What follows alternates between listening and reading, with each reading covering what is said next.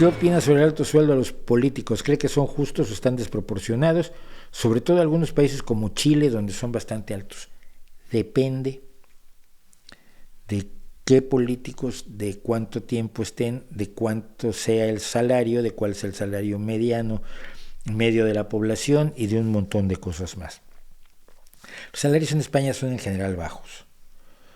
Cuando me enteré lo que ganaban, aluciné. Por supuesto, yo conozco gente que no ha querido ser concejal o diputado, por lo menos regional, porque los sueldos son más bajos de lo que tiene en casa.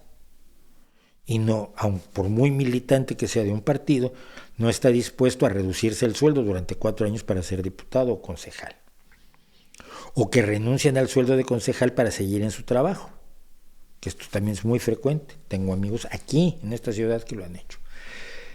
Entonces, depende de qué sueldos están dándose los políticos y depende de cuál es el sueldo que tendrían fuera. Si tú contratas a una persona para hacer el trabajo de mayor responsabilidad de un país, siento que tiene que tener un sueldo altísimo. Es el presidente de gobierno, el jefe de Estado, porque si no, la gente que puede acceder a esos sueldos no va a querer ser presidente. Es lógico. Y creo que a los políticos se les deben pagar salarios elevados de acuerdo a la enorme responsabilidad que les estás adjudicando. Pero se les debe supervisar en la misma medida y es ahí donde tenemos más problemas. Pero en general, esta idea de que los políticos ganan mucho dinero y de que los políticos son muchísimos, son demasiados, fue muy promovida por el populismo tanto en América Latina como aquí en España. Me acuerdo que Podemos o especies cercanos a Podemos sacaban unas listas donde habría un político por cada 30,000 personas o algo así de absurdo.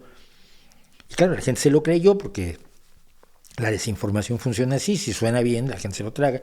Y luego ha sido un problema enseñar a la gente que no, mira, ni son tantos y la mayoría no cobra.